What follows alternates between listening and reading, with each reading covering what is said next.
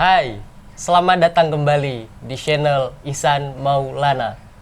Haba, apa kabar teman-teman sekalian? Mudah-mudahan kita senantiasa sehat.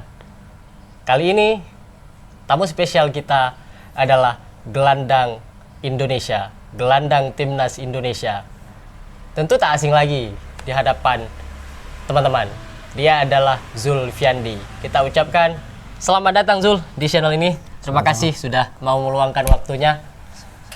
Nah, Zul, kita nih pada kesempatan ini juga akan kembali ngobrol-ngobrol terhadap dunia persepak bolaan kita, terutama tentang Zulfiandi. Zul ini kan terkenal oleh banyak orang itu memiliki sentuhan yang simple, tidak suka gocek bola, sering bola efek, kan? Apa yang kemudian membentuk seorang Zul itu bermain sesimpel itu? Bahkan kata orang kan Zul itu antitesis daripada banyak gelandang Indonesia itu yang terkenal dengan gelandang pengangkut air yang gerasa-gerusu. Kenapa Zul sekalem itu, maksudnya sesimpel itu, semodern itu?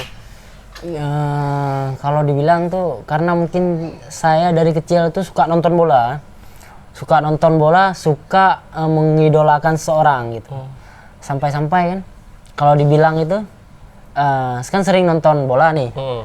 Ada pemain-pemain yang kok dia bisa main satu sentuhan, dua sentuhan. Jadi terinspirasi sama dia tuh. Maksudnya kayak Sergio Busquets, pemain-pemain sekarang kayak Jorginho. Kalau di Indonesia ada Bustomi.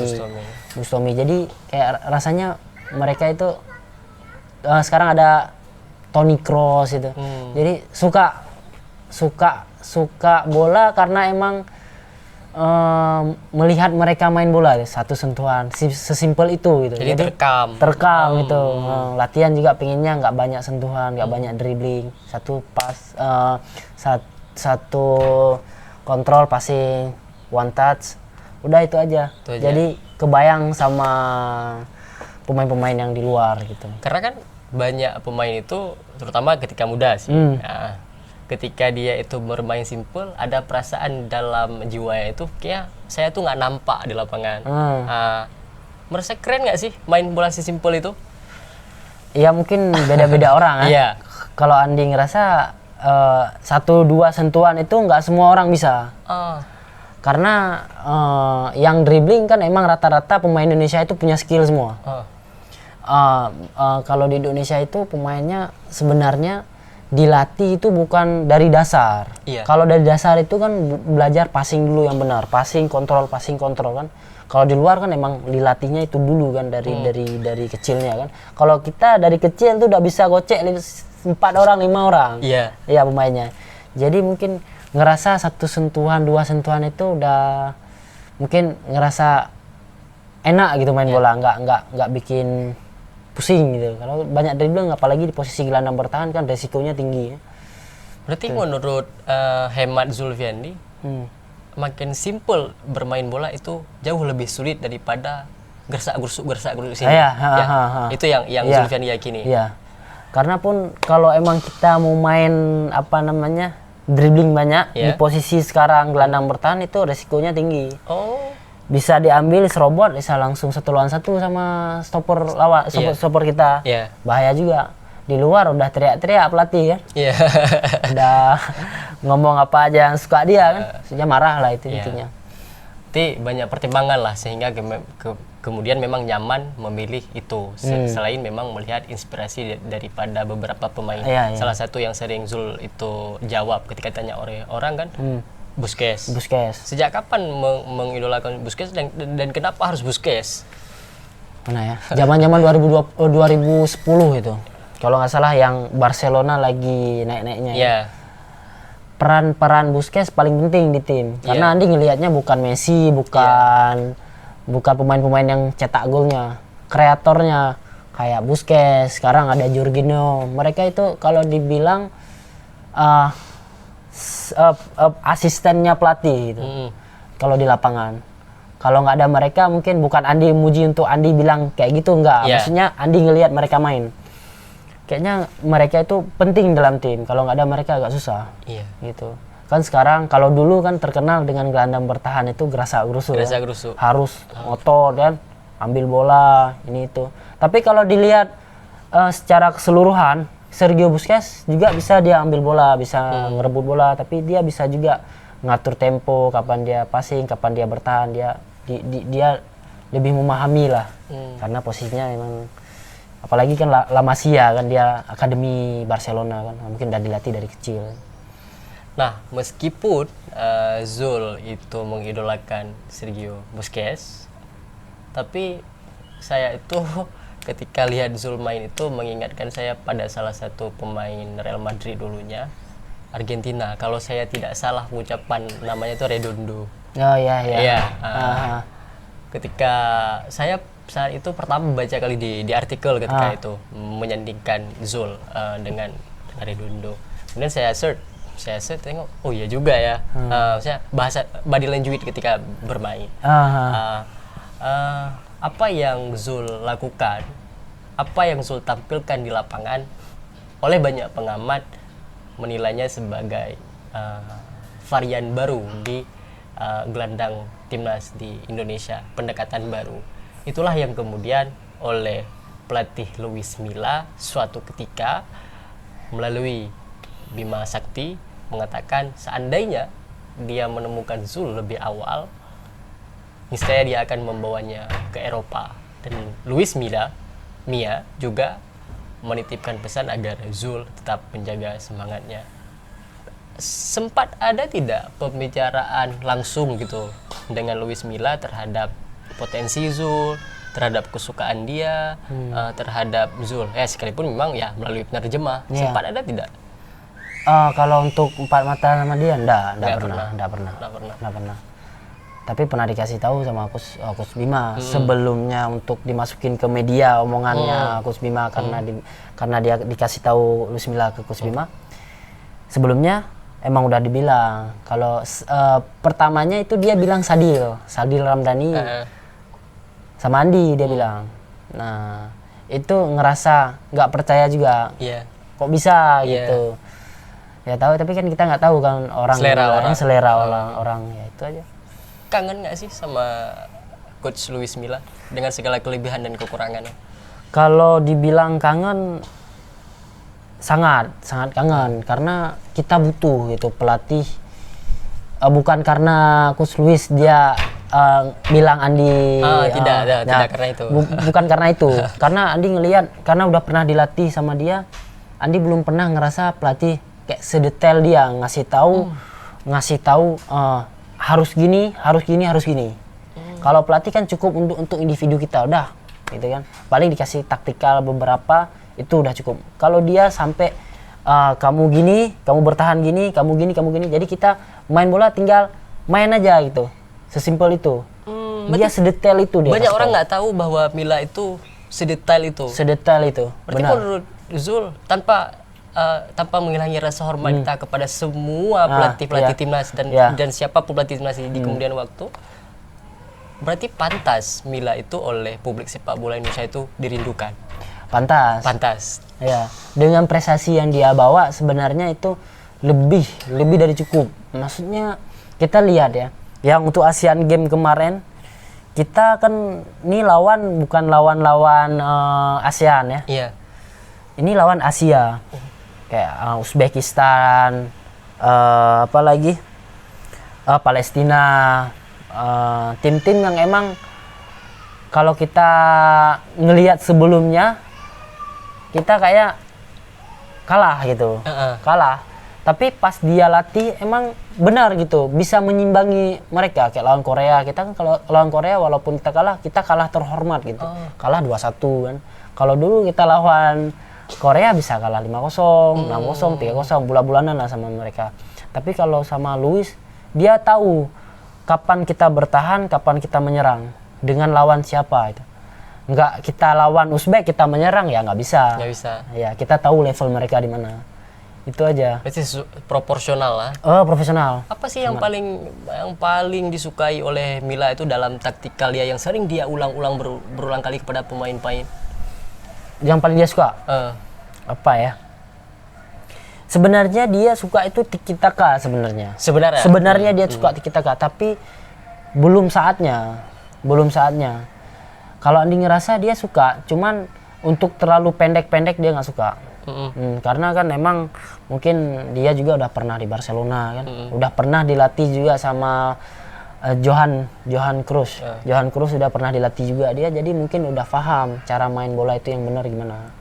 Berarti boleh dibilang sekalipun Luis Milla suka bermain pendek-pendek, tapi juga dia sangat paham kondisi sepak bola Indonesia sehingga dia tidak memaksakan.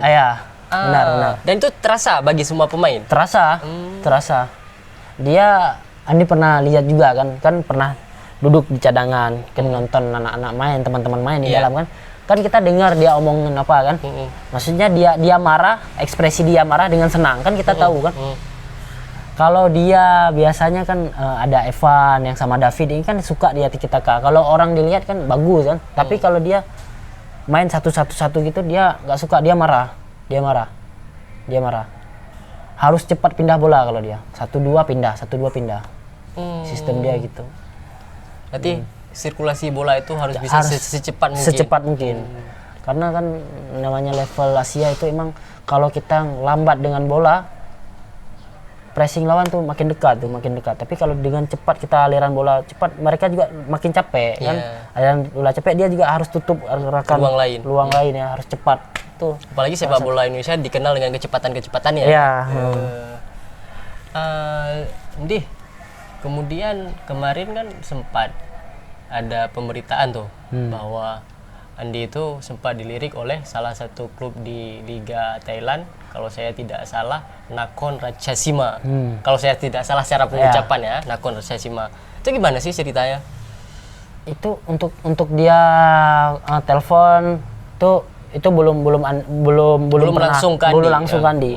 Mungkin agen pernah bilang kan, agen Andi bilang ada yang tertarik gitu sama Andi Thailand, tapi Andi bilang langsung jawab ke agen, waduh kalau Thailand kayaknya berat. Walaupun emang dia nawarnya berapa agak berat karena kan kita ada keluarga, ada istri ya. Walaupun nanti istri ke sana tapi agak berat kan Andi karena kan kalau ke Malaysia Andi kayaknya masih bisa karena dekat kan Aceh kan Malaysia, bisa pulang pergi itu aja. Tapi ada ya.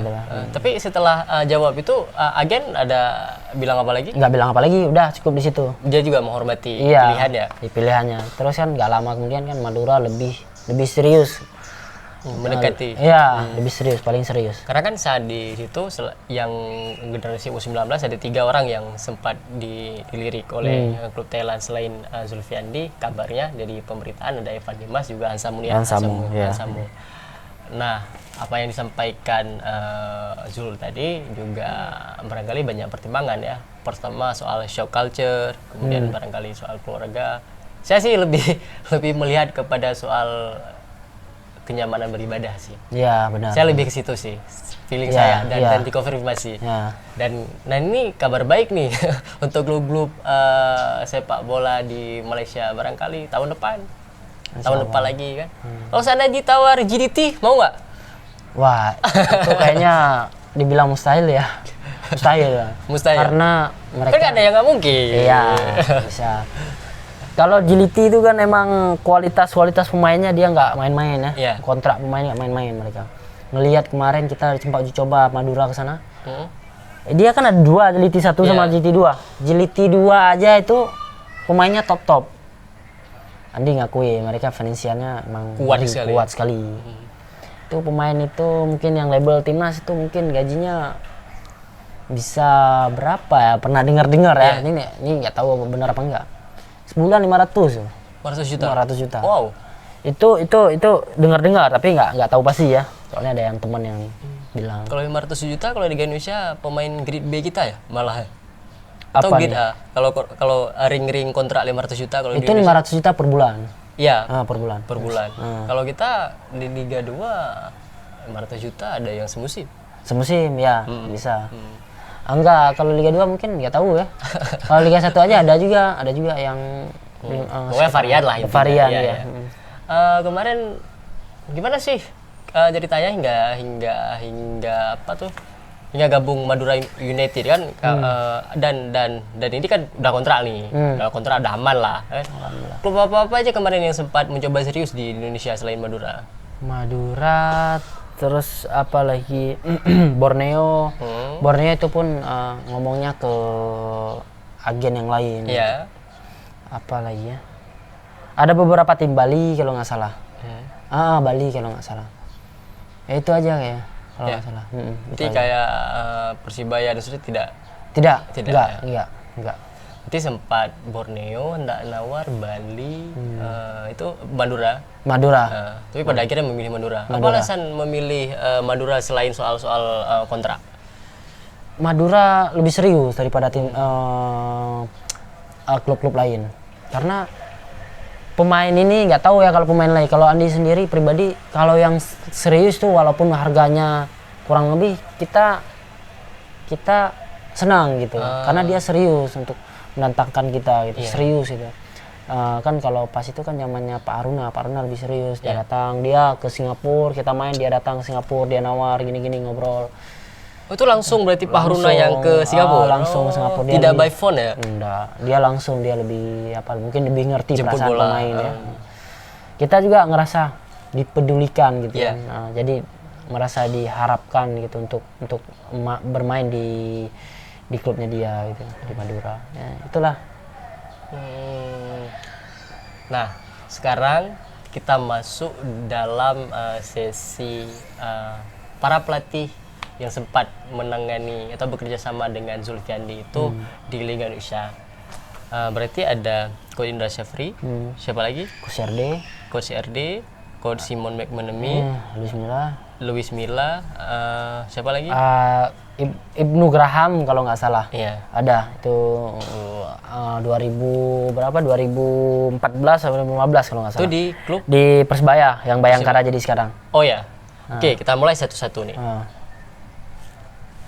Bagaimana sih sosok Indra Syafri di mata Zulfiandi? Tapi tidak normatif nih ya. Tidak, dia orangnya baik segala macam. Gimana tuh sosok Indra Syafri di mata Zul? Indra Syafri dari pertama dikenal tuh Indra Syafri emang orangnya tegas ya. Untuk pemain-pemain muda itu dia layak gitu untuk menangani pemain muda.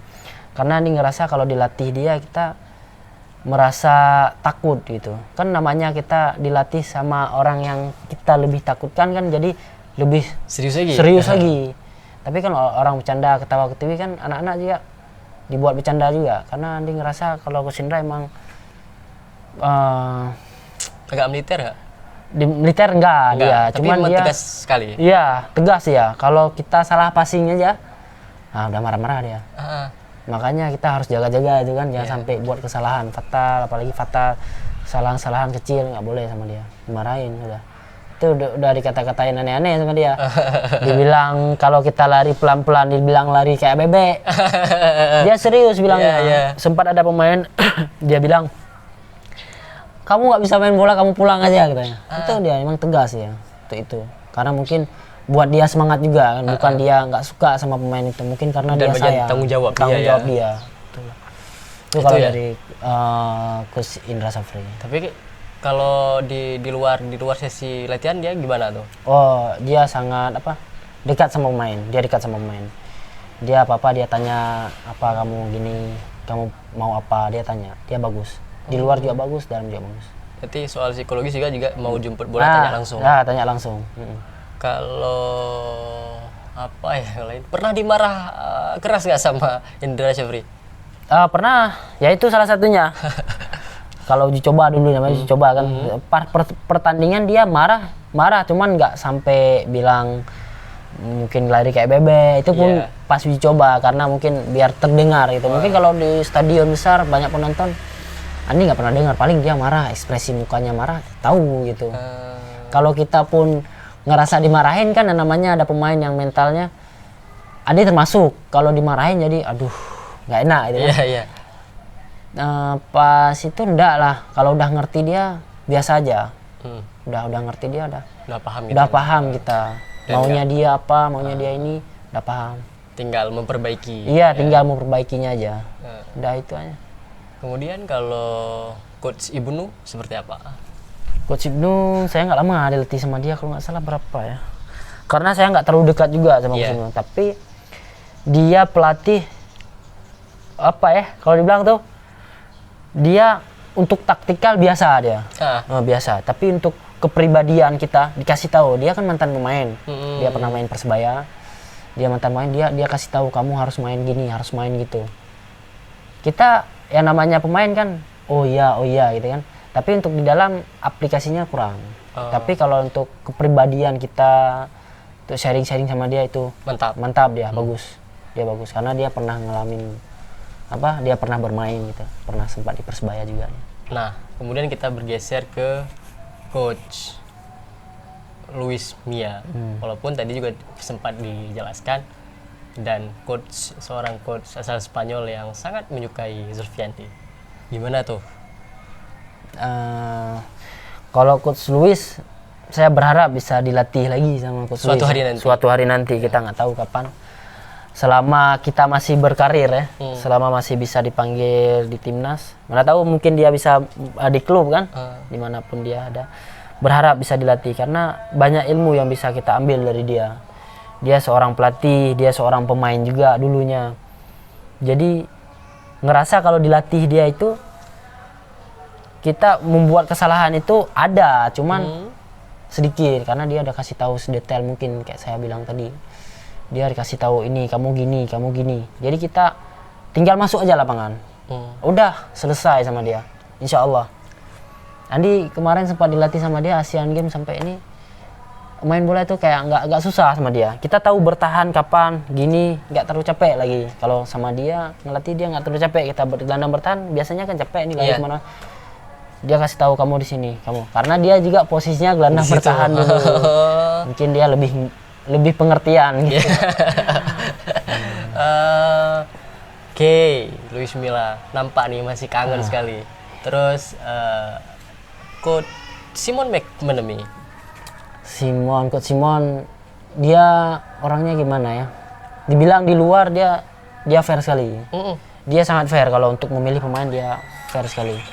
Pernah Andi sebelumnya itu dilatih sama dia itu kan Bayangkara.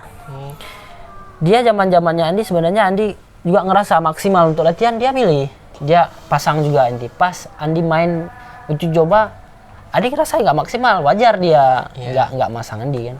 Pas itu udah jalan-jalan waktu emang dia benar gitu dengan taktikal dia, dengan pemahaman dia benar. Andi nggak salahkan untuk dia nggak milih Andi, nggak. Emang benar kebutuhan tim ya.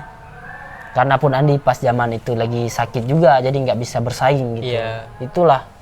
Tapi untuk pelatih dia emang bagus. Bagus. Terus kemarin pas di timnas saat Simon kan Andi tidak menjadi pilihan utama ketika itu. Itu apa faktor yang Andi rasa secara Andi sendiri? Apakah Andi merasa bahwa sedang tidak fit atau apa? Itu salah satunya. Tapi kalau dibilang dia orangnya kayak apa ya? Kalau Coach Simon kalau udah percaya. Kemarin kan sempat dipercaya juga. Mungkin ada kesalahan yang mungkin dia nggak bisa tolerin. Ya, nggak bisa tolerin kan. Ya udah, mungkin pemain lain yang bisa ngisi pos Andi itu lebih bisa dipercaya sama dia. Itu aja. Tapi untuk ngelatih dia bagus, latihannya bagus, untuk main juga dia pemilihan pemainnya juga benar-benar fair. Kalau kita bergeser lagi nih, kalau Coach Rahmat Darmawan seperti apa? Kalau Coach RD bagi saya gimana ya? Sedih juga sebenarnya kalau mengingat jasa-jasa dia, karena emang dia yang bantu Andi untuk ketika nyaris terpuruk. Dia yang bilang dia butuh Andi, walaupun emang Andi pas zaman itu kepercayaan diri udah turun. Tapi pas itu emang rasanya dia yang membangkitkan semangat lagi untuk mengejar prestasi, untuk bangun lagi dari apa namanya nggak pernah main gitu loh. Itu aja, dia pelatih yang lebih ngerti pemain gitu. Jadi pemain itu gimana dia tahu. Sempat Andi jelek main ini, dicoba Sriwijaya kan dicoba, jelek main. Jelek main, tapi dia tetap percaya karena mungkin dia tahu ini pemain bukan karena dia jelek mungkin ya. Iya. Bukan karena dia jelek, karena emang namanya pemain bola kan nggak selalu bagus dia main. Iya. Tuh, mungkin dia tahu karakter pemain ini. Itu aja. Semua pemain di Liga Indonesia itu yang Andi tahu ya. Kalau ditanya Coach RD itu pasti banyak positif Coach RD. Iya. Karena dia nggak pernah marah dia. Dia bilang sangat-sangat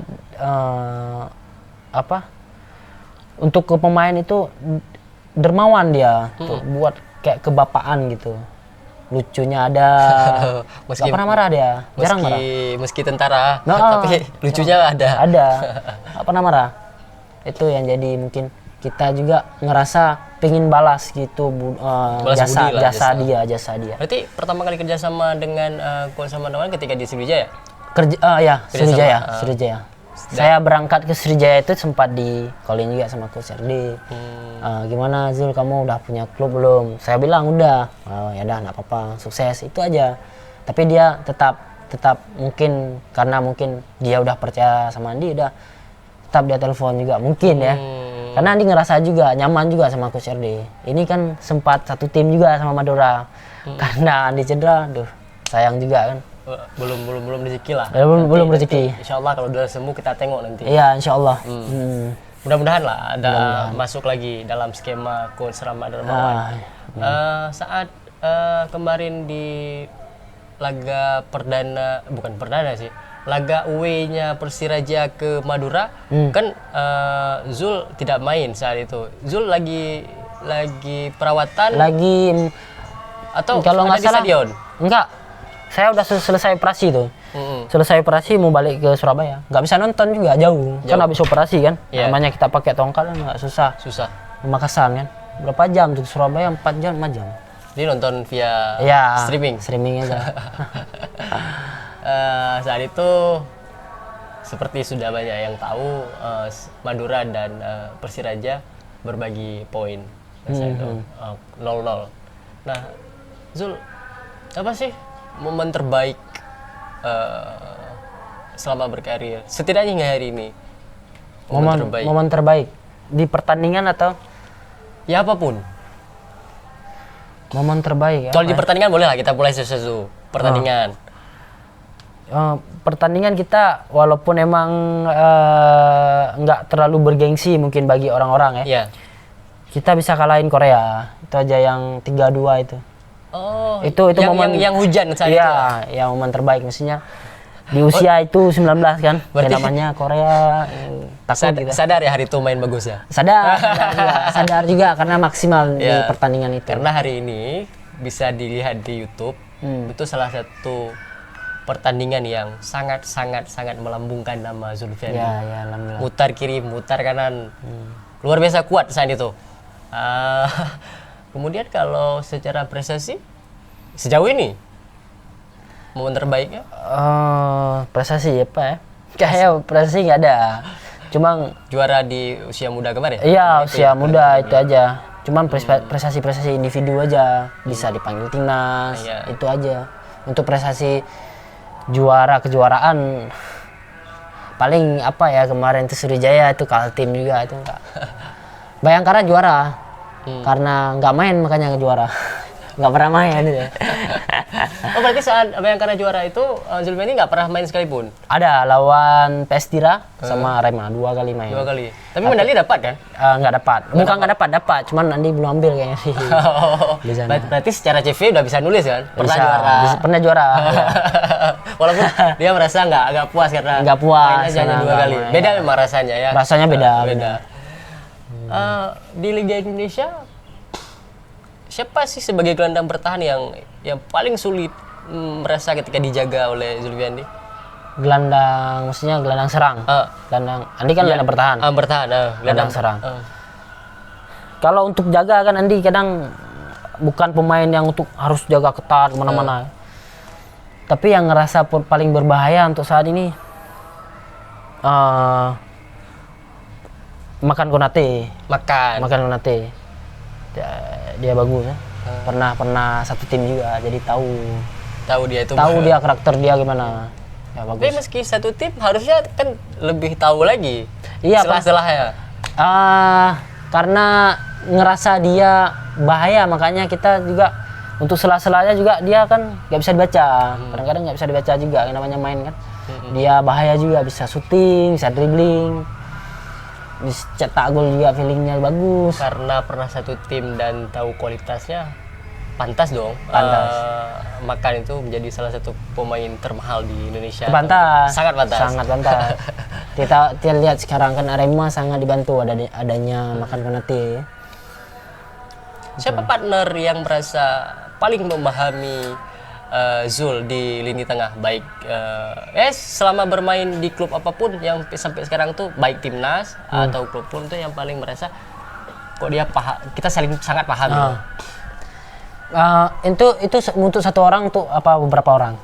Beberapa orang. Karena Andi ngerasa ada beberapa orang yang emang Andi ngerasa nyaman sama dia. Siapa aja nih? Evan, Hargianto, sama Abimanyu. Andi ngerasa 4 itu mereka punya kualitas masing-masing di atas Andi ya. Andi ngerasa mereka berhak kalau pantas di timnas. Untuk saat ini mereka pantas dari timnas senior. Hargianto, Evan, Abimanyu itu pantas mereka. Emang punya kualitas untuk jadi gelandang, benar-benar gelandang gitu ya. Gelandang-gelandang. Mereka punya kualitas. Barangkali ini terakhir nih.